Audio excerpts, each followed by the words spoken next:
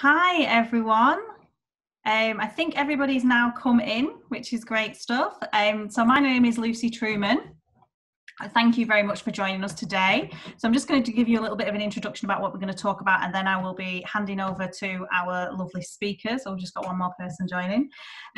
So Truman Change is a small business based in the Northwest. We're based in Blackburn in Lancashire, and we help organisations to make change happen. And we've been on a bit of a mission over summer, I would say, because I think, we've all experienced, all organisations, all individuals have just experienced massive amounts of change this year as a result of COVID, whether that's changes in, general lifestyle, changes in the way that we're working, changes in how services and businesses are run. And we really wanted to have a series of conversations to speak to different people from different sectors to understand that. And I think that one of the sort of traditional views of change management is that it takes a long time. You need lots of board meetings, you need lots of documents and lots of plans. And actually, I think many organisations have proven that it is possible to make massive amounts of change happen very, very rapidly, doing it a completely different way. And I think the other thing that's interesting to reflect on is that many organisations, the type of change that they have made happen wasn't new. So the problem was new, but lots of organisations have been talking about changing the culture, working more agile, and working with partners more closely. They've been talking about these things for years, and then all of a sudden it happened in the space of a week. So lots and lots of learning available to us there. But today we wanted to speak, so we ran a series where certain themes kept coming up over and over again, no matter what we were talking about. And one of those themes that kept coming up was just the changing relationship with the workforce, the changing relationship with your people, and the impact on people, whether that's on the workforce or whether that's on individuals as leaders. What's quite unique about this particular situation we're in is that it has touched everybody. Everybody has been impacted by COVID. So because that theme kept coming up again and again and again, we thought it's probably worth a session in its own right, just exploring that.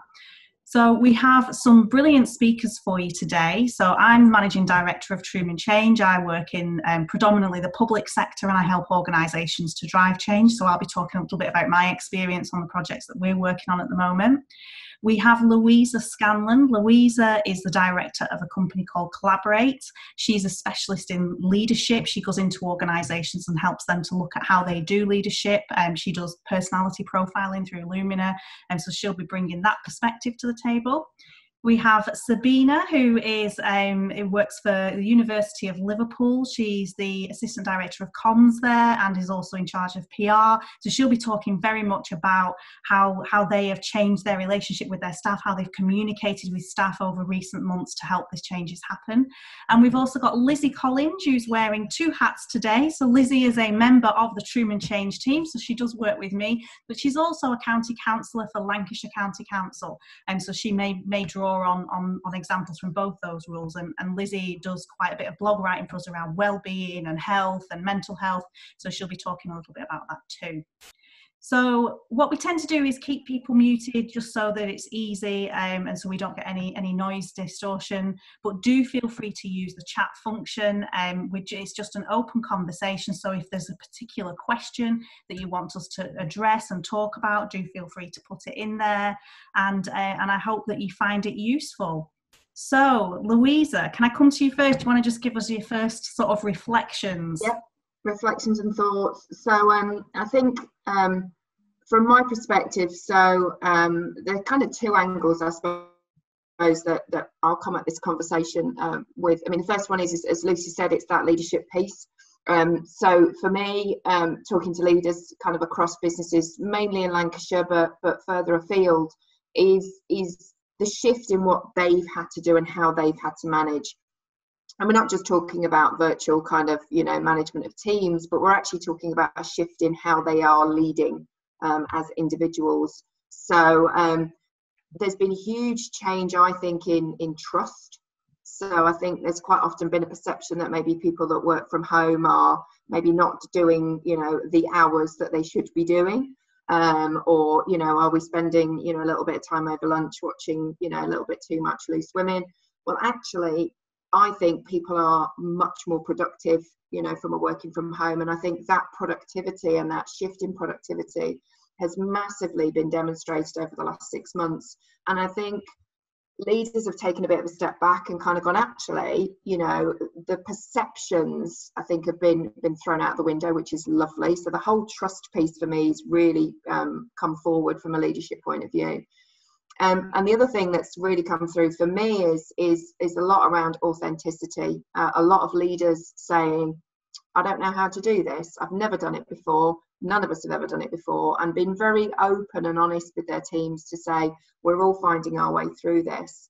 Or having to have very difficult conversations, which is, I don't know what's going to happen with my business in 3 months' time. I'm making decisions at the moment based on what I do know, but actually, you know, the shifting sand has been so difficult that, you know, I just have to communicate more regularly and more often, you know, with my teams. And that, for some people, has been incredibly difficult. I had a conversation with somebody the other day, and, you know, it was almost tears, describing how an organisation that had been incredibly successful had been really, really hard hit with what had happened, and the leader feeling, you know, very restricted with regards to what they could say to their teams, but being very, very genuine, and, as I say, being very authentic.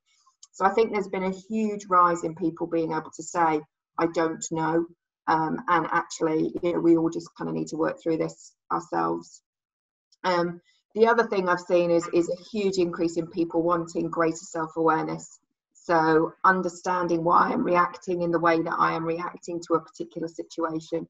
So, you know, why am I finding that actually maybe I'm a little bit more emotional at the moment, or I'm struggling with thinking about how I'm going to plan my day at the moment. You know, remove homeschooling, managing the in-laws and everything else that kind of came on top of it, and making sure your parents have got food and, you know, all of those sorts of practicalities, just physically doing the job and feeling the intensity of trying to do that. So that real requirement for people to be that little bit more self-aware and wanting to know how they can make themselves more aware of what's happening for them as individuals, I think has been a really interesting kind of shift as well. So those would be my kind of two initial observations about some of the things that have been happening. Thank you. Lizzie, do you have anything that you want to add, what your reflections have been over the last few months? So I think what's interesting for me now is the second shift that we now have to do into what's the long-term impact and planning for this. So initially, I think there was a feeling of huge levels of stress and anxiety, but also there was a goal that we were working towards. There was a shared sense of purpose, and I think there was a hope that it was going to be relatively short term. And I think with the coming of winter and with the increase of restrictions again, and certainly in Lancashire, we are having even higher restrictions than most of the rest of the country. I think we need to work out how we're all going to get through this in terms of mental health and well-being. And I think that's something that we need to focus on more in the long term now, and focus on also keeping the good stuff as well. And I think this extension, you know, I think there was initially a hope that it would be over by Christmas, and it's not going to be over by Christmas. So I think getting that longer term view is an opportunity as well as a challenge. But I think one of the biggest challenges is going to be maintaining people's mental health and well-being, especially when people are in areas where they can't visit their parents, they can't have anyone even in the garden, which in Lancashire is the case unless you're in a support bubble. I think that's going to be really challenging for organisations, and that's where I think a lot of our effort needs to be going in the next few months. And I think as well, there is something, and I, you know, I think if I ever took a year off and did some studying, I would want to do some research into change fatigue, which is something that we talk about a lot. And I wonder sometimes, is change fatigue just being tired of change done badly, or is it being tired of change? I don't know which it is. But at the moment, I think there's been, when you add on this huge amount of change in people's professional lives, where they've had to completely change the way that they work, then there's in some organisations that we're working with, they're now adding on top of that, you know, there was pre-existing existing transformation work going on. Now we've got to respond to COVID. Now we've got to plan the next 6 months. People are genuinely exhausted. And that kind of, you know, some of the earlier conversations we had, there was almost a bit of a sense of an excitement. There was an adrenaline rush. We're all going to pull together and we're all going to, you know, radically change the way that we work. But actually that only lasts so long. So I think you're right in that, you know, some thought about mental health and how we approach the next 6 months of this is definitely important. And I think that's especially true in the public sector, where actually a lot of people in the public sector have been at the front line, quite literally, of responding to this crisis, dealing with the stuff that we've all been dealing with as well, and having that constant change. I think you're right that there is some fatigue there, and there is just exhaustion because people have been going full tilt since March. Yeah. Sabina, what's your reflections of how it's been for you over the recent months? Yeah, there's some really interesting points there. I'm the Director of Communications and Public Affairs at the University of Liverpool. So just to give a bit of context about what that means in practice, my area covers everything from media relations and research communications. So communicating proactively about the kind of research we do at the university, and working on reputation and working with the marketing team to strengthen our profile. But it also includes events and student and staff communications, which is what I'm really going to talk about today. I'm talking about change management from a staff and student comms perspective, because that's my area of expertise.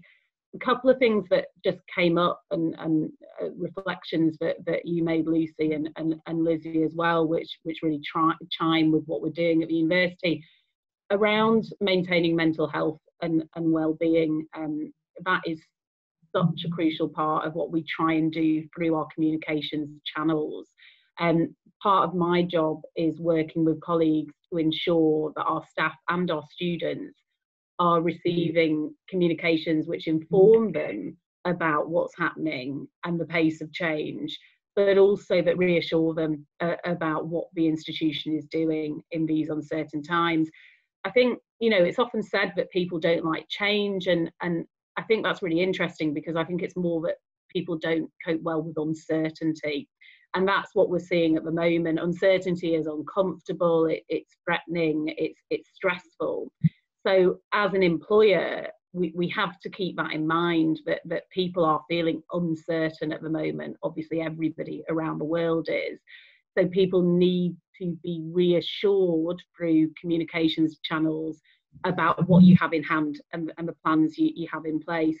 The other thing I think is interesting, Lizzie, you just mentioned, sorry, Lucy, it was you who mentioned change fatigue. You know, similarly, people get communications fatigue. How many people do you know at the moment, friends and colleagues, who say, I'm just going to have an email break, a Facebook break, I don't want to watch the news, etc. That's so understandable at the moment, at a time where, you know, information is everywhere. You know, everybody has a phone which you can, you know, quickly access Facebook, Twitter, LinkedIn, Instagram, news websites, etc. And as a result, people get communications overload and communications fatigue. So the challenge for communicators is how to cut through, and that's a big challenge at the moment for public health communicators, because there is, as we know, essential information that people need to know in order to keep safe. But at the same time, because of the situation we find ourselves in, people have absolutely got communications fatigue, or they're consuming too much information from wildly different sources that makes them confused. So communications is a vital part of change management, because if you don't get it right, you can't empower people to embrace that change. I guess that there is a real challenge at the moment that we're seeing in organisations, that in the early start, the messaging of, right, this is what we need to do, was very succinct and clear. So it was, you know, we all need to go to work from home, or it might have been in some organisations, right, well, we need to make sure that our vulnerable residents can get fed, or in some organisations it might have been, you know, we need to make sure that our students can go home safely, or, you know, there were a lot of organisations had maybe 2 or 3 things that the entire organisation rallied behind, and I get a sense that that is weakening now, and that there isn't that clarity, which I think makes comms really difficult, and I think that's a challenge from a change management perspective as well, because, right, we all need to be working from home by next Monday is super clear and easy, whereas now I'm getting this murkiness. Are you seeing that with your clients, Louise, or people that you're working with, that now it's not quite as clear cut what it is we need to do? Definitely. And I think, especially, I mean, so from, you know, picking up Lizzie's point, you know, the Lancashire side of things, you know, we are in a very different environment to other organisations and other areas of the UK. So from a leadership perspective, you know, if I reflect on some organisations, they'd started to get parts of teams back in, or bringing teams in just to do, you know, that kind of health and well-being, getting people back together view of, you know, just doing a bit of a team check-in, but doing it in a COVID safe environment. You know, can we do that now? You know, can we still get the team together? You know, the rule of 6 is different for certain parts of the country. So I think the fact that actually, you know, what we're trying to do to be able to maintain and control what's happening externally from a virus perspective does mean that you need to do different things for different parts of the country, then makes it doubly difficult for organisations, especially if you've got, you know, multiple sites. So if you're an organisation that's run over various parts of you know, of the country, then actually you're having to put out different messages for different people. Communication works when it's very clear, it's very succinct, and it's very easily digestible, and you can't read nuances into what's being said. And when we started, you know, from a you know, a COVID perspective back in March, it was very clear what we had to do. So it was very clear for organisations. You know, I work with some manufacturers, you know, once they started to be able to open the factories, then they started to go back again. That was very clear with regards to how they needed to work and set up. But now everything just seems to be very, very different. And I know why we have to have difference, but the minute you introduce difference into communications, the minute is then open to interpretation. So you can interpret the rules the way that you want to. So from a leadership perspective, that's very difficult to go out and say, this is my message and this is the clarity, because I don't think we've got it, you know, in enough detail. So I love the fact that leaders have the opportunity to be able to put some spin's the wrong word, some nuance and some flavour around something, and be empowered to deliver a message. But then if it has to be a real clear-cut yes or no, I'm not sure that in some areas at the moment we've got a clear-cut yes or no. So the interpretation then leaks in, and then you've got, well, hold on a minute, they've been told over there that they're allowed to do this, and we're being told we can't, and it all ends up getting quite tricky. So I think leaders have a really fine balance at the moment to just get that message clear.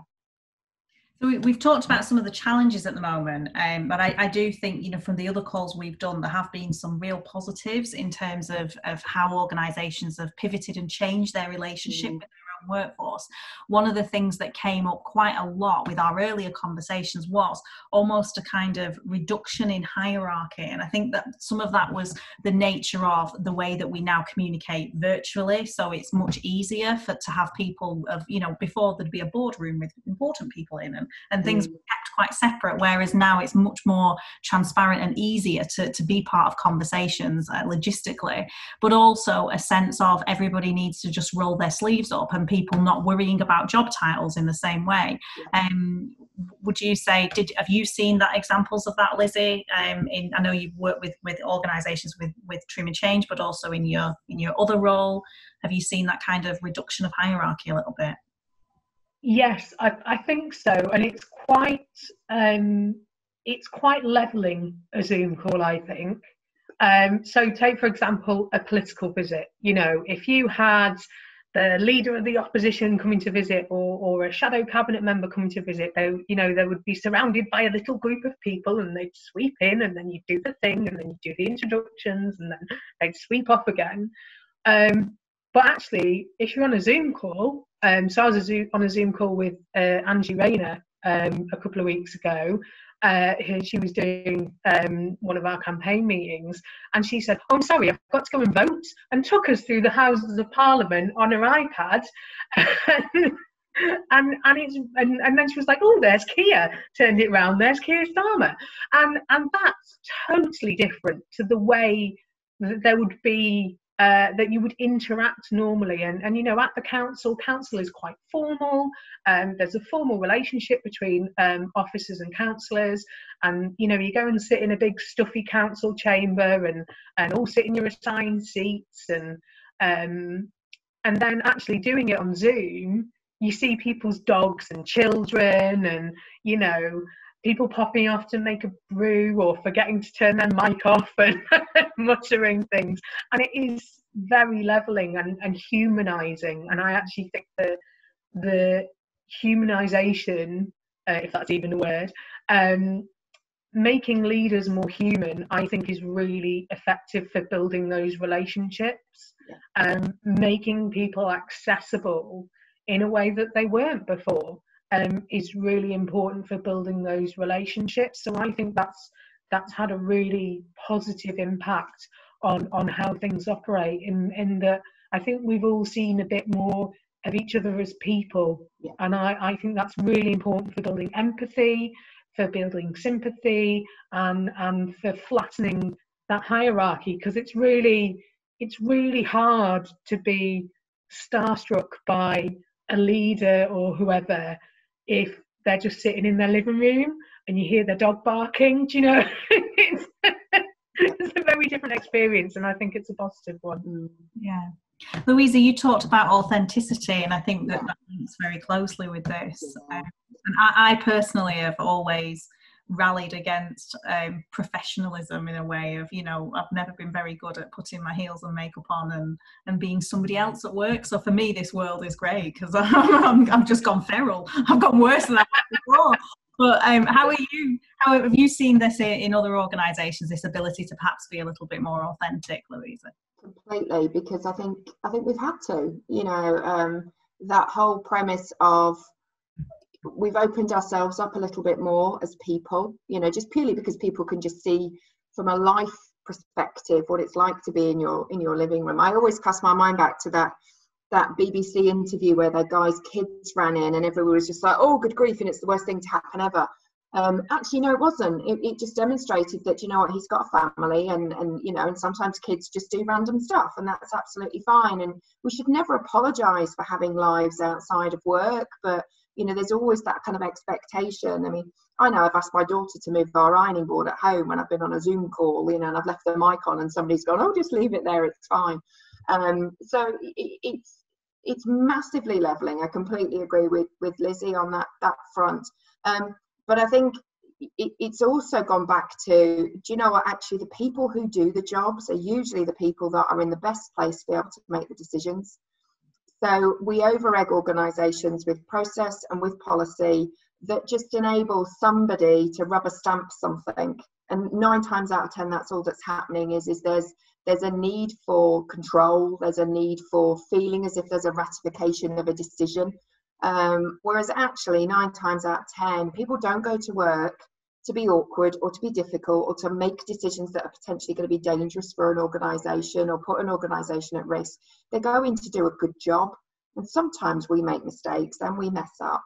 But this whole premise of being much more agile, much more flexible, cutting through a lot of that red tape and allowing people who are best placed to make decisions, I think has massively come through, and just watching how people have adjusted their own personal style and being empowered to be able to do things, I think has been absolutely critical.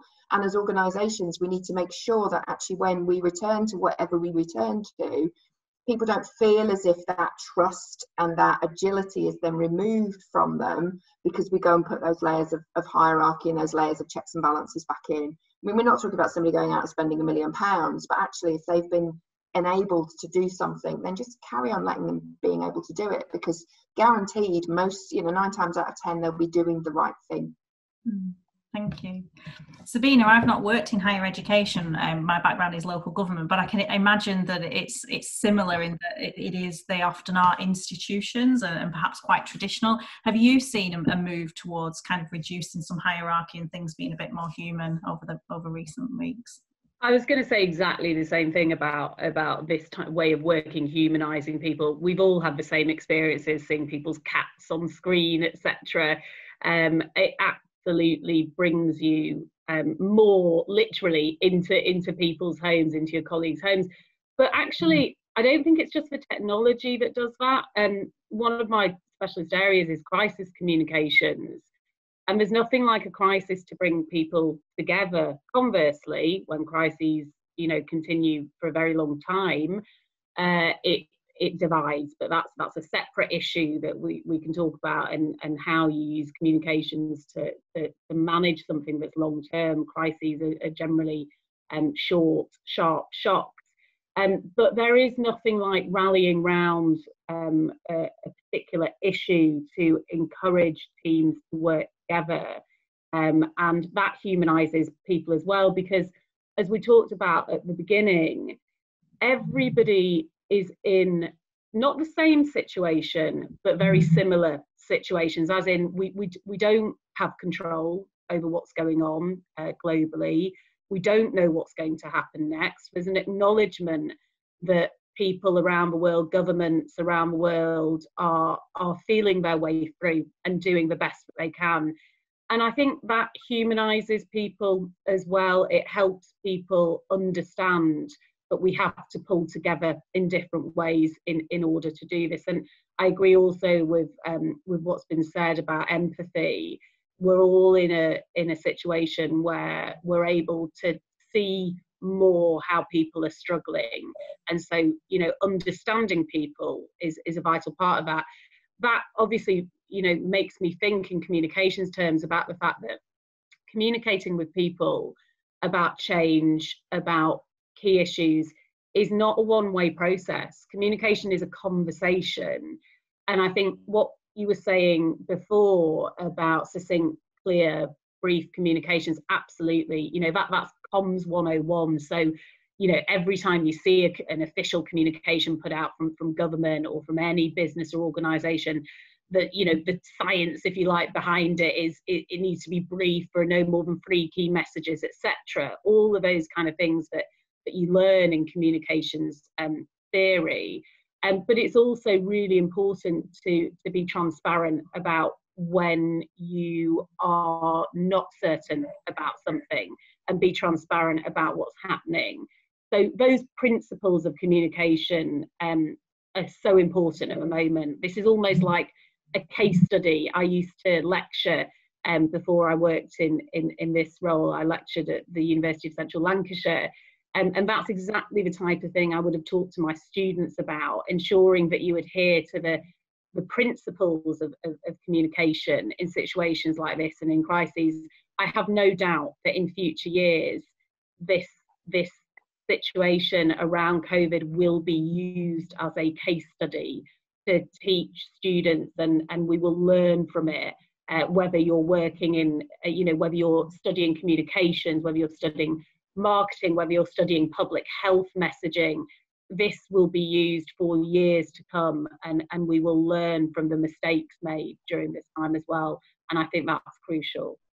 I think it's really interesting. I've heard a phrase, just picking up on that, us all being in a very similar situation. The thing that's always resonated with me, somebody said to me, we're all in the same storm, but we're in different boats. Yeah. So that kind of one size fits all scenario, really doesn't work. We can say that everybody's in the pandemic, and we are, but our experiences, will be very, very different depending on what's happened from a family perspective, a health perspective, a work perspective. So, you can't do consistency in the way sometimes we do solutions, because actually different people will be feeling different things.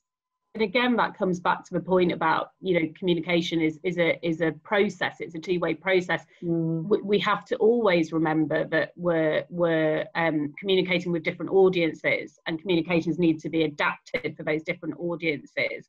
We can't put the same message out to all the different audiences we're speaking to. You know, they are nuanced. You might have the same central message, same key messages, but it needs to be adapted in a way that means that people will receive it. I think that's often forgotten when we talk about communications. It's, let's get this out there, let's get this out, let's just get this information out.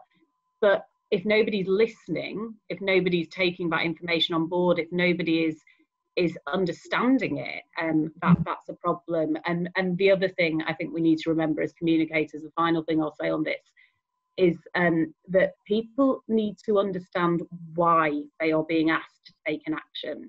There is no point communicating, you need to do this, and leaving it at that, because people won't, if they don't understand why they're being asked to do something, they won't adhere to those guidelines. So that understanding through communication is vital.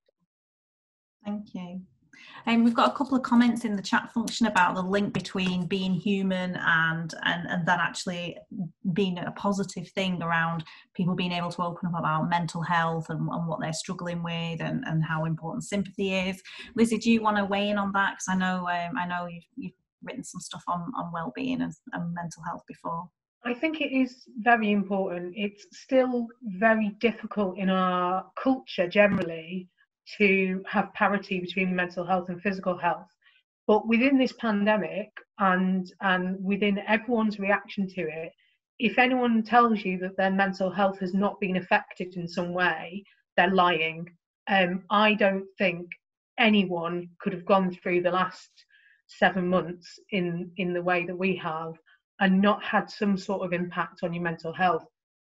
It doesn't necessarily mean you'd be mentally unwell, but I think we need to be very mindful of people's mental health. And I think it has led to an opening up because it's although it's a bit harder remotely to notice little things, I think there's something about not being right next to someone and maybe using messages and things like that makes it a little bit easier to say, actually, I'm just feeling fed up today, or, you know, my grandparents are in their 90s and I had to have a little cry yesterday lunchtime because I'm not going to see them for months at least, and that's really sad.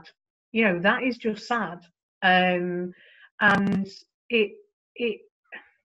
I think it's something though that we need to work on, because I do think as a culture we still have a narrative of strength as opposed to resilience, and I think they're slightly different things. You can have effects on your mental health and you can be mentally unwell and still be an extremely resilient person, and I think there's a danger of us sliding back on this, and that's why I think organisations need to really actively work on the mental well-being aspect and actively encourage this culture of sharing, you know, from the top down. And I think that has happened in some ways. You know, we've seen directors, we've seen CEOs whose family are in hospital with COVID, or who have had to have their kids at home and had to deal with the chaos that is having children at home at the same time and trying to work, and the mental impact it has on that, and the worry that you have for your children or your family. So I think that has started us down the road, but there's a worry for me that if we don't grasp it consciously and work with that momentum, that we will lose it and we will go back. And I still don't think we're at the stage where people can, you know, email their boss and saying, actually, my mental health's really bad today, I think I need to take a day for it. In a way that actually, if you're poorly physically, you can email in and say, I'm really sorry, I'm not up to working today, even from home. I'm going to have to take a day off to make sure I get better. It's still really difficult for people to do that if they're mentally unwell. So I think that's an opportunity for leaders and for organisations to grasp and actively work on, because if we don't actively work on it, it's going to go backwards. That's my view. I think it's coupled with with that, my nervousness a bit around a lot of organisations making quite significant decisions already about closing head offices. You know, we don't need our big head office in London anymore because everybody can work from home. And yes, we've demonstrated we can work from home, but, you know, just my personal circumstances, I have my own office here for my business. But my husband's been in our bedroom for 6 months. You know, it's as simple as that. We have a small cottage and, you know, we haven't got the space around the rest of the house to have a home office. And whilst it's been brilliant, he's not commuting, he's feeling better in himself with regards to not having to you know, get up ridiculously early and come back late. He's actually exhausted in other ways. So he's fatigued from being at home permanently. He gets such a buzz when he can go out and see his team, and he's done it a couple of times in the last few months, because it means he's removing himself from that situation. So I think, you know, economically it might be brilliant for some organisations, and commercially, you know, it makes sense. It makes sense maybe if you're a director of an organisation who has a house that's big enough to be able to have a home office where you can shut the door and not have to worry about work, you know, for the next, you know, 8 to 10 hours while you spend time with your family. But I think we need to be really cognizant that actually from a mental health perspective, people inherently need to see people. Even if you're the most introverted person in the world, there is a point in time where you do just have to go outside of your front door and say hello to somebody. So I think we just need to be really cognizant that we need to make decisions that are balanced and blended, and don't just do again going back to one size fits all, because I don't think that's going to be the case. And I think we are in danger of potentially exacerbating the mental health challenges for some people if we go to, right, that's it, you're home working 100% of the time now, and, you know, I'll see you at the Christmas party next year because we won't be having one this year. You know, so we've got to be very, very careful with kind of that blend of approach. One of the things that's missing when we do Zoom meetings, I always think, is it's the absence of body language, of different cues that you would ordinarily get, particularly when you're managing teams. And that is a more challenging aspect. I completely agree with what you said, Louisa, because I think that, you know, when we see each other, or perhaps when you're in a difficult conversation with a colleague, you can get other cues from their body language, the way they sit, how they hold themselves. But actually, we've all been reduced to a head and shoulders, which I think is a challenge as well. How we get around that. Technology is fantastic. It's enabled us and enables us to do all of this, and that's great. But there's a balance as well, and I think we're all still feeling our way through that.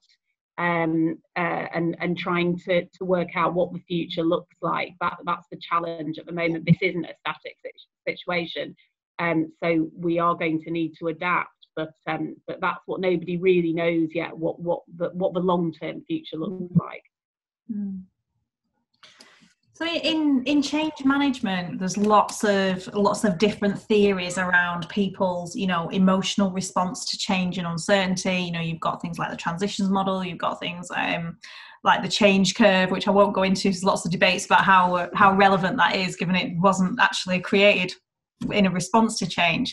But I am curious to know from any of the panel members, what have you learned during this last 6 months? Because, you know, I did do a talk about the change curve quite early on, where I was saying, you know, it is not this process, it is this process at the moment.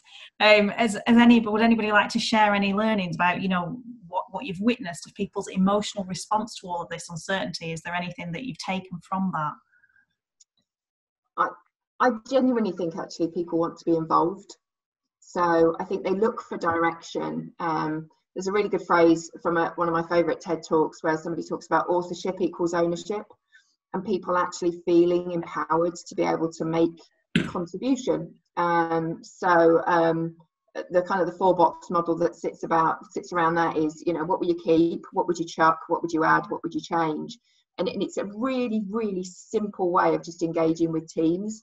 So I think you're right. I think people are change fatigued, and I don't think sometimes they know what they want. And I don't think the change curve is kind of relevant, because I could argue I've kicked myself out and I've come out the other end, and then I've dropped straight back in again because something's happened from a business or a family perspective. Picking up Lizzie's point about not being able to see grandparents. I can't see my parents. You know, my dad had surgery 2 weeks ago and I can't see him. So, you know, so my change curve has literally just done that. I don't think, you know, I feel like a bit of a hamster sometimes. But I think the more we ask our teams, and this is where the communication point comes in, is you know, what is working well, and actually what are you absolutely hating, and what would you like to see us, you know, continue to do in the organisation. We have to be talking to them, because it goes back to the same storm but different boats scenario. We need to find out what's happening in that person's boat, and let them feel as if they've been part of implementing some of the change, rather than it just being top down imposed. And we've been able to do that because we've been able to say to people, you just need to get on with your job, so kind of do what you need to do to get stuff to happen. So they've been part of that authorship already, but we can't throw away what they've learned. So I think what's going to be really important is picking up on those learning points to be able to then move people out of the change curve, because actually they'll be able to feel as if they've had an impact on what's happening. We're running pulse surveys at the moment, and that is exactly, I'd agree, listening to people. Again, you know, going back to this two-way process, you have to listen to people to find out how they're dealing with change and what they want next. And then you have to take all that information. You're never going to find a solution that's 100% right for everybody. Going to that, there is no one-size-fits-all approach. But taking pulse surveys, talking to people, listening to what they're telling you is key. I think also frequency of communication has you know, that is so important anyway, but particularly at times when people can very easily feel disconnected, making sure you're communicating frequently, coherently, clearly, and again, human communication, showing personality through communications. That's really important for leaders. And again, using different channels. That's the final thing I'd say. These aren't so much things I think we've learned as communicators, because they are embedded in how you work, but everybody dealing with one particular situation, I suppose, highlights how important those principles are. Using different channels to reach people, monitoring how people receive that information, changing tack if you need to, being flexible. As I said, this situation is not static, so we need to respond as well as plan ahead. Lucy, I'd just like to pick up a couple of comments in the chat, if that's all right, that I think are interesting. Well, there's a number of comments that are very interesting and relevant. There's one from Hannah about what you lose with remote working is non-professional communication with your teams, and the relationships can become quite different. And Hannah's concerned that there will be a lot more mental health repercussions from that, and I don't think it's sustainable. And I agree. I think at the beginning, when everyone was in lockdown, there was an effort to do things like Zoom coffees and Zoom quizzes and things like that, and there was an active effort to keep that human communication going. And I see that withering away now. And maybe it's because I'm in Lancashire, so we have a lot more restrictions than the rest of the country currently. So our normal weekly Thursday evening Zoom quiz has died a death, really, because everyone else on it is in London and they can go and do stuff. They can have people around to their house and everything. So I think there's something within organisations about rebuilding that effort to keep up relationships that I think started in a lot of organisations, but I think has perhaps petered away a little bit. I mean, that's what I'm certainly seeing in my social life, is that is petering away. And if that happens in work life as well, that there is a worry that if we're not actively maintaining those social relationships as well as those professional relationships, as Hannah says, it's really going to be bad for our mental health. I think it's a massive challenge for any organisation to try and do I hate to use this phrase, the water cooler conversation, but it's that chat you used to have in the brew room of, you know, or did you see last night's episode of Line of Duty, you know, what do you think's going to happen next? I don't think you can force that. I don't think it's a forced conversation.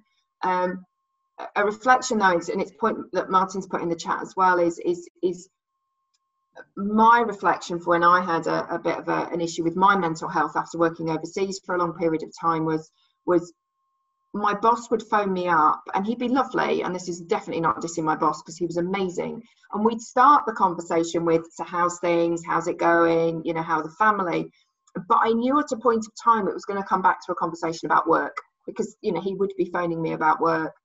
And being overseas and kind of on your own, you know, I got to the point whereby nobody actually really wants to know how I am. They just want to make sure that I'm doing the job that I'm doing. So Martin's point about actually how do you get those introverts to open up, and how do you maintain some of those relationships is sometimes you need to shift the relationship from the manager and shift the relationship to a peer or to a manager from a different team that comes in with a much more coaching and mentoring conversation rather than a work conversation. So it's more of that check-in that actually is, so how is your week and how are things going, without you subconsciously thinking, but in a minute they're going to ask me how I'm getting on with this project or how this client's getting on. I think we need to have those informal networks built up within organisations, which is just that mentoring, coaching check-in that just says, how's your week been? And actually, I don't want to know what you've done for work, you know. And I think if you've got a group you can do it with who maybe are a little bit more extroverted, then maybe that's good. But I think for those that are a little bit more introverted, it's you need to reach out on that one-to-one basis, because they all want that much more intimate conversation. It might be, and please, whatever we do, don't accept the I'm fine as the answer, because, you know, that's the bit, unfortunately, we have to train people to do a little bit more of that drilling in, and actually ask, you know, much more open questions as to, you know, okay, so take me through fine, because otherwise people will just fall through that gap. So I think organisations that are, and you can do this even in a small business, you know, have those confidential conversations whereby you just assign somebody that's not related to their work to just have that informal, you know, okay, let's grab a brew, tell us what you want, you know, what you're watching on Netflix, and just build that conversation through. Whatever you do, don't ask them if they've watched The Social Dilemma, because by all accounts that'll just make them delete every single social media app that they have, and then they'll lose contact with everybody. So but yeah, it's that sort of thing. I think we need to be a little bit more challenging with how we think about comms. I agree about the informality. I think perhaps where the initial you know, love of Zoom quizzes once a week kind of died off quite quickly was because it's very forced, and actually it doesn't suit everybody. Personally, I can't think of anything worse. And after a day on Zoom calls, the last thing I want to do is sit with my mates and do another Zoom call later on that night. I'd rather just speak to people on the phone. And I think it comes back to the point about listening to colleagues, and working out what is right for them. Very recently, for example, I've noticed a lot more people asking for phone calls rather than Zoom calls. And, you know, that is a welcome relief sometimes during a day. We've got this to discuss. Let's have a chat on the phone about it. Oh, that'd be nice, you know. And it is, I think, you know, people feel tired. I read a very interesting article recently talking about Zoom fatigue, and relating it to the fact that it's almost like a performance. We can all see our faces if you can't work out how to switch it off. So you are to some extent performing, whereas normally in a meeting, you wouldn't be able to see your own face constantly staring back at you. And that made a lot of sense to me. And so on the phone, we may fall into that more natural way of communicating with colleagues. So that's a tactic I've tried recently, just saying to people, would you like to do this in a phone call instead? I'm sick of staring at a screen. Yeah. And it's well received, I'm finding. Definitely. I do think as well, I mean, just speaking personally, we had at the start of lockdown, we had family Zoom quizzes, and they did die a death because something about it feels a little bit false, and it almost makes me miss them more. You know, I almost just feel like I'd just rather have them come round for Sunday dinner. Yeah. You know, so there is I can see that there was an explosion in it because it was exciting, and then it has just fallen off a little bit. And I do think there is something about thinking very carefully. I really love the, you know, buddy system of setting people up with people that perhaps are not, you know, their manager, so it doesn't necessarily fall back to, oh, but by the way, there's this thing I want you to do, which can be more of a challenge in a small business. But I do think that's a good idea and something that organisations can look at. Is there any other practical tips from any of the panel members? Because I know we've talked about it's really important to kind of grasp the mental health aspect now and start addressing it now. But any other practical tips about what that could look like? I've heard of a lot, and I've done this actually. You know, I've met people for a walk. So, you know, we haven't done the phone call, we haven't done the, you know, we've just gone out and we've walked it. Now, I've done that from a kind of a networking perspective. So it's somebody I know through my networking group. But we've just gone out, you know, we just happen to live in you know, in the same town. So we met and went for a wander. And we talked, actually, we ended up talking quite a lot about swimming, which is my daughter's sport, rather than actually talking about work. So I think just finding different ways to meet people. Yeah, we are restricted, you know, the rule of 6 and not going into somebody's garden.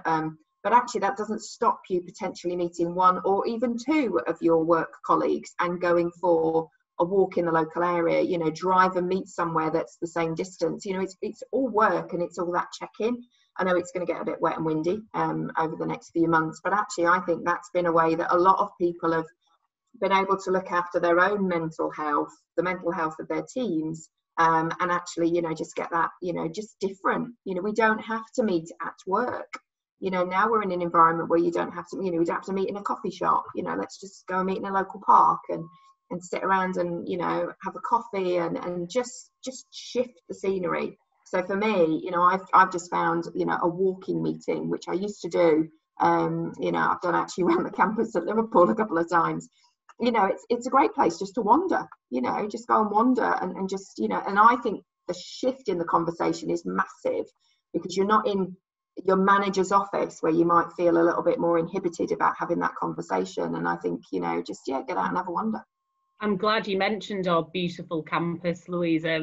I completely agree. Walking meetings and when we were in the office were a great thing to do, and we've got beautiful campus, you know, at our disposal, so we would walk around it a lot. But I think related to that, one of the things that I'm encouraging colleagues to do, always do, but it feels more important at the moment, ever more important, is encouraging people to take time out. We are all enormously busy, and that can seem like an impossible task at times, but really encouraging as a manager people to step away, get some time out, because it helps with perspective, but it also helps us all be more effective. So, you know, even if people take a day, even if people, you know, put in long weekends, if that works better for them, if they don't want to take longer time off at the moment, because I think, you know, one thing we've seen is that particularly over the summer months, when travel was particularly restricted, and, you know, we're in that situation again, people are reluctant to use their annual leave because there's nothing to do and nowhere to go. So through communications, you know, we were very, very keen on making sure that message came across, that people needed to take time out, needed to take a break. You know, you don't have to jet off somewhere, but just taking that breathing space for a while helps you manage if you're in a stressful role. So I think that's really important, encouraging people not to forget that we all need time out, we all need space to think about things that aren't work related, and it does help us deal with things when we come back to it. I think our clients did actually mandate that everybody had to take some leave before September, because, you know, predicting ahead, there's probably going to be a second wave, it's going to get very difficult again, and I thought that was really, really positive. And I also think time out doesn't have to be a day's leave. You know, there is a real risk that we have replaced the presenteeism of work equals being in an office to the presenteeism of work equals being at your screen, and even people just, you know, going for a walk at lunchtime, or having a break to do a bit of yoga in the living room, or whatever that is. It isn't about the number of you are attached to a screen. And I think that we are at risk of just replacing one very unhealthy working pattern for another in a different location. Lizzie, do you have any practical things that you'd like to add to?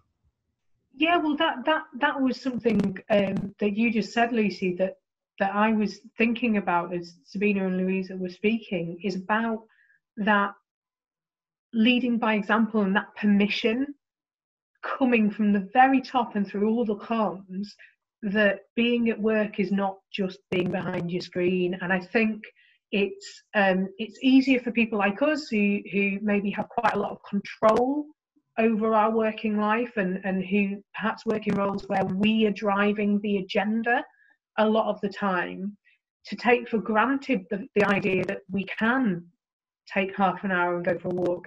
And if you're in a role where you are used to getting in and sitting in an office and then maybe getting your lunch for half an hour, and quite often people would eat their lunches at the desk, which is one of the worst things you can do for your health.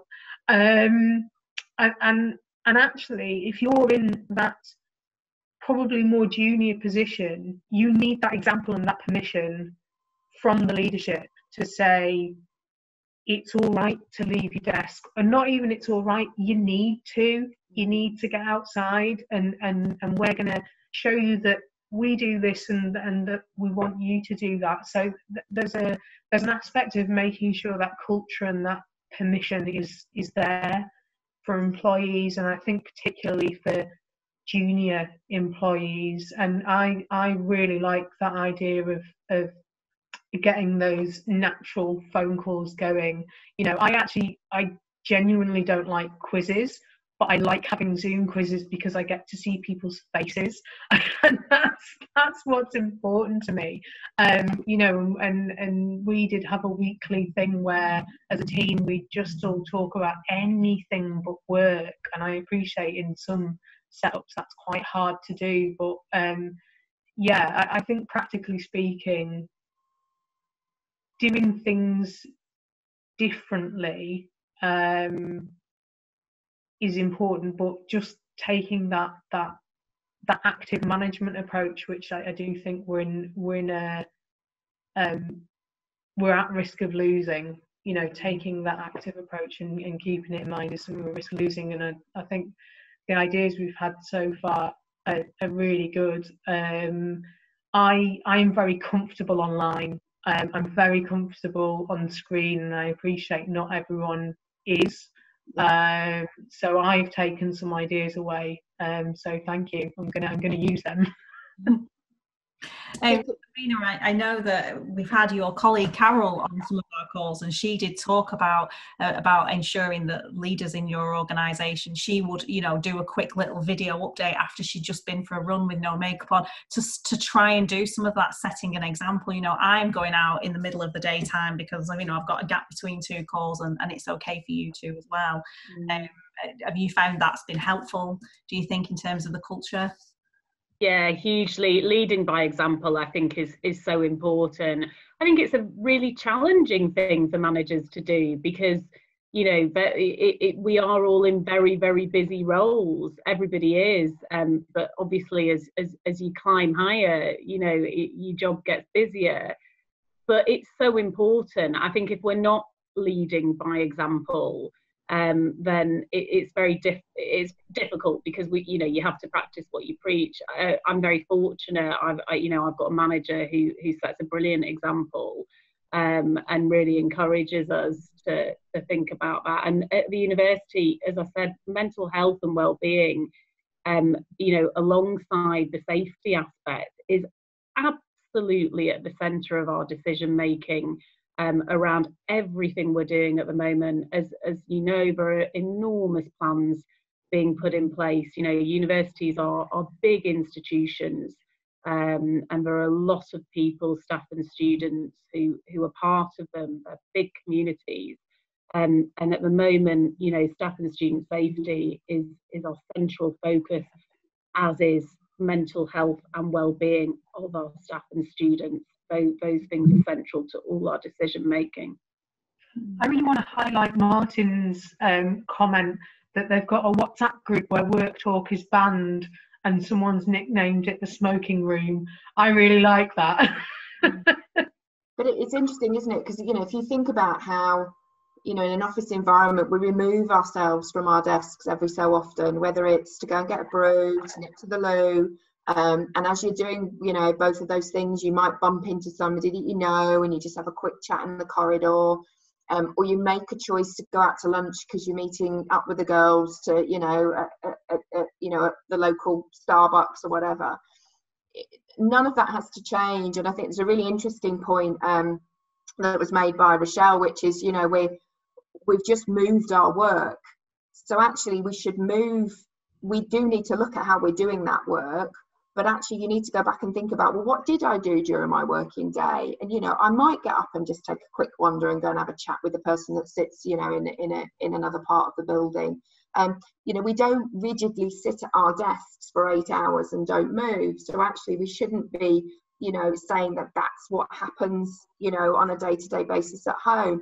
You know, if it fits with you not working between, you know, 3 and 6 because the kids have got home from school and, you know, there's too much noise going on and other things are happening, then, you know, do a couple of hours in the evening. You know, it doesn't matter. Or actually get up a little bit earlier the following morning, or maybe don't catch up at all, because do you know what? You're doing the best that you possibly can at the moment in what is an incredibly difficult situation.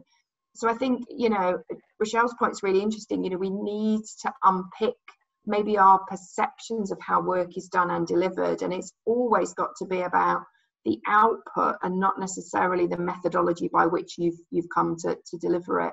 You know, we've all been delivering probably above and beyond what we've delivered before. It's probably an element of us feeling as if we have to look as if we're doing, you know, lots of stuff and we're spinning all these plates because there's an expectation. But actually, you know, is the job still getting done? Is the person that's doing it relatively happy and okay from a mental health perspective? And, you know, and are we as an organisation feeling as if we're on track? Brilliant, fantastic. If that's the answer if all three are answered yes, then it doesn't really matter how and when and where it's done. It's just that it's getting done and it's being done to the best of somebody's abilities. And, you know, and I think, unfortunately, for some organisations, that might well mean that they will look at their businesses and realise, actually, we can do more with less. So I think there will be some very interesting conversations, especially if you think about really highly processed organisations that have realised they don't have to do as much of that red tape. And that might have an impact on the way that service is then delivered, which may well then have a knock-on impact with jobs. But we need to learn everything from this, the hard lessons as well as the stuff that's actually worked very, very well. It's also really important to thank people and to acknowledge what they're doing. You know, that might sound really obvious, but it can very easily be forgotten when you're in the thick of it. But any good manager does that, and it's important to communicate to people that what they're doing is appreciated. And I think that is also all the more important at the moment when people are dealing with very challenging professional and personal situations. So making sure that we acknowledge, that we thank is a crucial part, I think, of communications with colleagues at the moment. I think that's a really good example of something that could have been lost, because that's the sort of thing that you would do quite easily, informally, in person. Oh, thanks for doing that for me. That might feel a little bit awkward to send an email or a text. So that is something that we could have lost. Just back to your point, Louisa, about, you know, looking at outputs. I think I've said on other calls, it is my dream that we redesign the system, because I just think the entire employment law system is set up around hours. The whole contracts of employment. You know, I'm a business owner. When I was looking at doing furlough claims, it was all about how many hours does this person work, and the whole system is set up around that. And yeah, it just feels like it's so old-fashioned, and I just, my dream is that we can move properly to a way of working where it is about outcomes and outputs and I need you to do it. You know, I know in some cases it needs to be about hours in a call centre or when you've got business opening times, but for a lot of work it doesn't. And I think I do feel quite strongly we are at risk of, as Rochelle said, just changing the location but carrying on exactly the same way. Yeah, there's two really great sort of frames of reference for that. One is the Netflix HR deck. If you haven't read it, I'd really recommend reading it, because it's just about, it's really, really simple rules. You know, if you work for Netflix and you're spending money, spend Netflix money as you'd spend your own. So if you're away on business and you'd normally order lobster thermidor, then order lobster thermidor. But if you wouldn't normally order it and actually you just go around the corner and get a burger and chips, then just go around the corner and get a burger and chips. So we need to get back to very adult relationships, and I think a lot of us lose that. The other one I really love, it's a two-part video on YouTube, which is how Spotify run their business, and they have a brilliant phrase of minimum viable bureaucracy, so MVB, and it is around making sure that they've got this tipping point between, as they grow, what's the level of the bureaucracy that they need that enables people to continue to be empowered and continue to work, but doesn't flip them over to the point whereby they've strangled them. So, so those two are really good reference points and really good checks and balances for organisations that just say, do I need a policy on, you know, how somebody needs to dress when they come to work? Or do I just assume that most people will realise when they walk into an office, coming in, you know, your swimsuit is probably not going to be acceptable. I think we need to get back to adult relationships and stop going to this, you know, parent-child, which for me personally, I think a lot of HR processes can really start to get to if we're not careful. Yeah, I agree. So the final sort of overall big topic I want to discuss, and it is a big topic, is it, given what we know, I mean, you know, we're only, we hope, halfway through. We might only be a quarter of the way through or a tenth of the way through. We don't really know, do we? But given that we've now got some experience of all of the change that's happened as a result of the pandemic, if the panel were in charge of training up the next generation of leaders, what would you do differently? Because I think that a lot of people in leadership positions, particularly in the public sector, which is what I know and love, but I'm sure this is true in the private sector too, people learn to do their job very well and then they get promoted to the next level. And I'm not sure and then we might train them in management, where we train them how to do budgets and HR meetings. But do we really train our leaders very well? And is there a way that we would change how we would train the next generation of leaders based on the lessons learned in the last few months? I'm going to come to you, Louisa, first, because I know that you do leadership training. Yeah, so we've worked up a kind of, this is a shameless plug, but we've worked up a new model for leadership as a result of kind of what we've taken away. And, you know, we've already touched on some of it, you know, trusted and trusting, you know, how do we, teaching people to actually ensure that, you know, 9 times out of 10 people are just doing their best, so let's trust them to do it.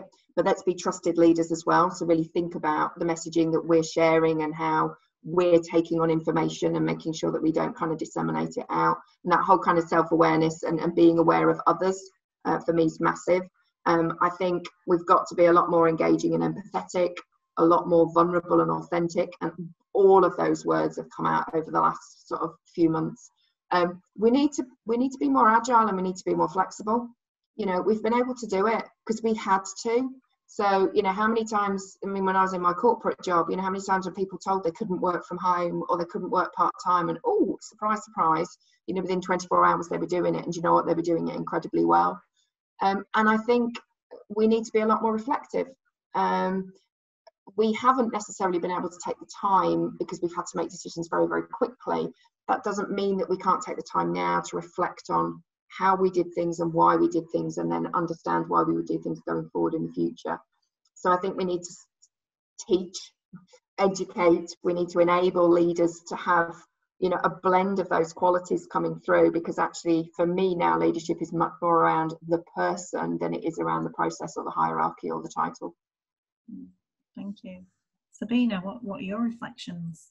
Very similar. I'd say 4 things very, very clearly: listening, empathy, regular communication, and reflection is absolutely key. You know, leadership training is not my area, communication is, but as a manager, I know that those 4 things are really, really crucial.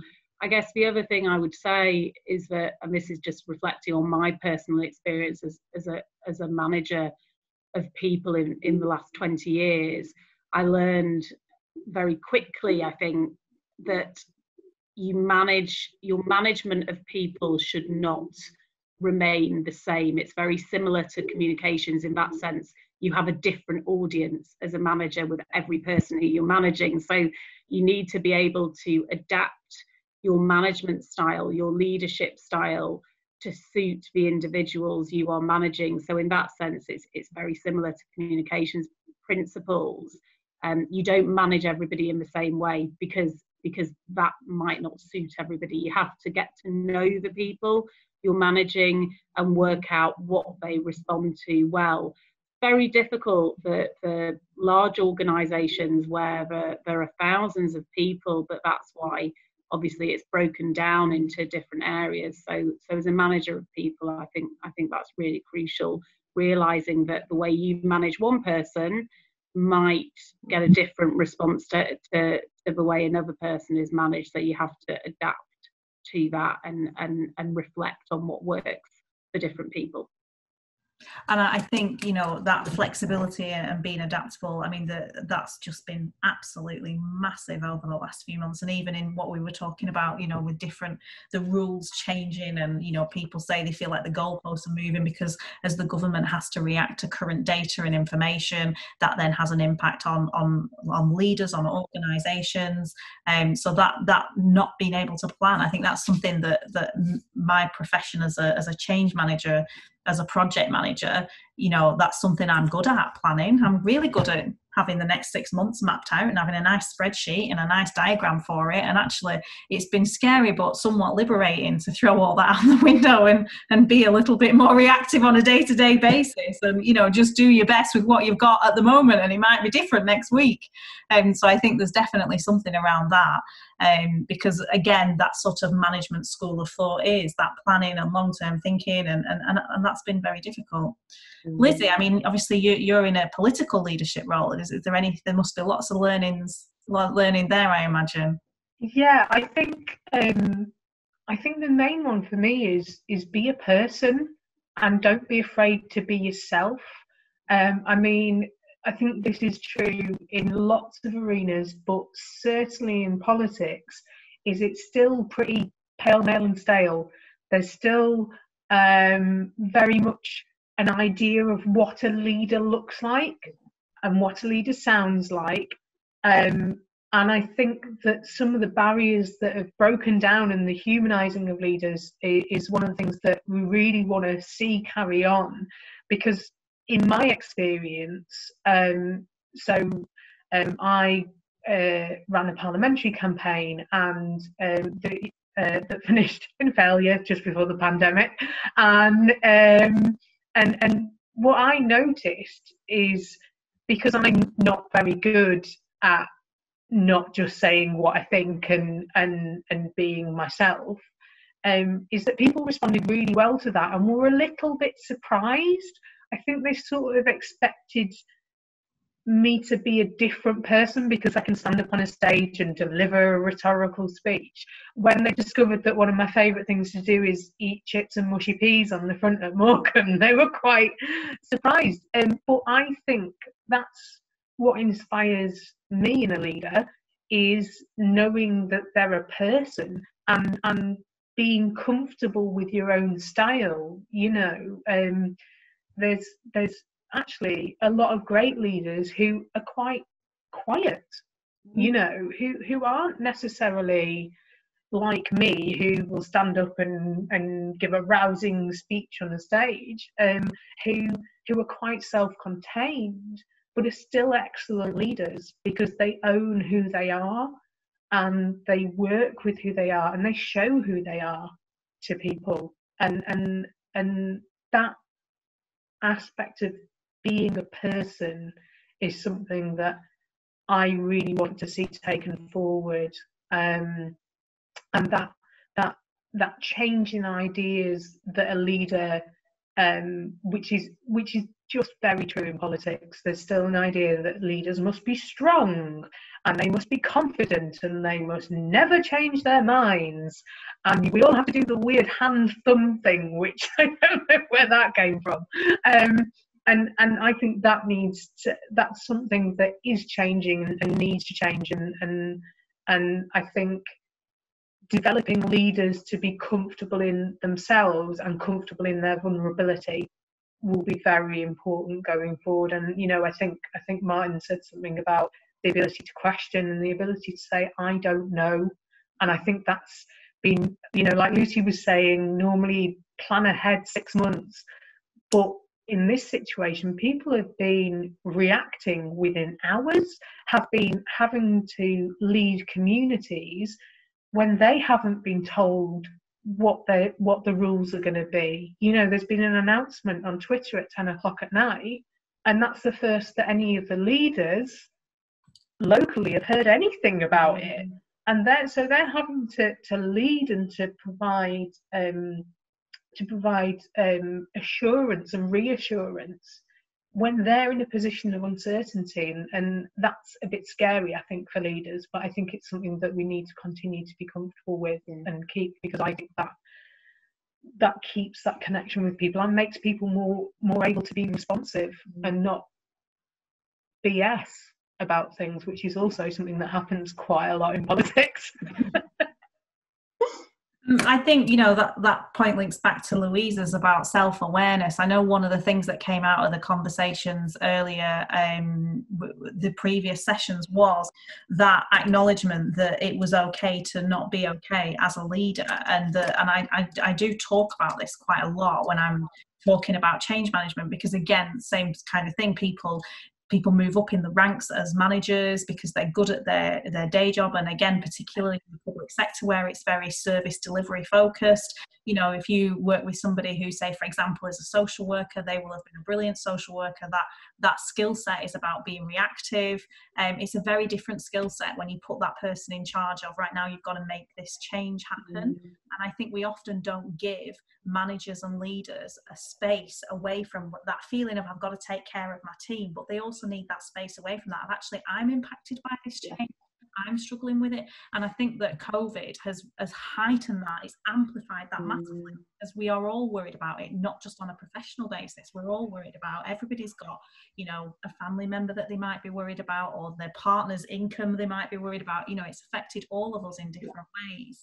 And I hope that we continue to keep that awareness and to keep that space for people that we are expecting to take a leadership role, whatever that is, but also to have the space to reflect themselves and manage their own stress and their own emotions. And do you want to weigh in on that, Louisa? Because I know that's something that you... Yeah, I think the thing that always comes back to me is there's a very well-known author, a guy called Viktor Frankl, that talks about the space between the stimulus and the response. So knowing what the stimulus is, and then actually taking that step back before jumping in and making that response, and your response and how much space and time you give yourself is quite often led by who you are, your personality. So I am literally stimulus response, within a second. You probably wouldn't even know that there was a gap between it, and sometimes that does me a service, and quite a lot of the time it'll do me a massive disservice, because I literally just kind of shoot from the hip if I'm not careful. So I think we need to know what that shoot from the hip looks like. But picking up on Sabina's point, that shoot from the hip might work for some people and some people in your team, but for other people in your team, that's going to completely jar. So, that real clarity on not only who am I and how do I respond to certain situations, and having that self-awareness, but having the awareness of who is surrounding me and what impact that might have on everybody else within the organisation. I think we need to be very clear, though, of who we are, and actually not apologise for who we are, but just accept, this is who I am, and this is maybe sometimes how I'm going to react to a situation, and sometimes it's good and sometimes it's bad, but kind of that's just me, and I'm kind of learning and understanding more about myself. And I think we need to be able to kind of show up and share that with our teams, and our teams to share back. When you said that was great, or when you said that, that didn't resonate with me, or actually that really jarred. So being really clear, on things like, what do we value, what are our team values, how do we want to work, how do we want to behave, who are we as individuals. I quite often work with clients and kind of go, if you had to write a Haynes manual about yourself, what would you put in it? What would be your manual of how to get the best out of me? And, that's a really simple little exercise that says, please don't have meetings before 9 o'clock because I can't function. you know, and actually I might do a Zoom call in, you know, in my pajamas, you know, and it's just some of those little nuances. You know, I've got 2 kids, one of which is you know, has got, you know, a medical condition that means sometimes I just have to dash. And we might not know all of those little nuances. So just, you know, as I say, and that can be a really fun activity that just says, you know, how should you work with me? How do I operate? You know, because I think that's a, you know, really good way to get to know people, but actually to get to know how to manage them. I think that's a great idea. So any big takeaways of what you think your learning has been and what you will do differently going forward as a result of the pandemic to any panel member?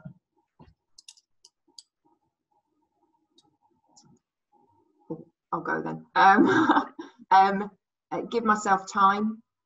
Don't be too hard on me and how I manage, lead, run the business. I think, me personally, I think we've got huge positives to take from this.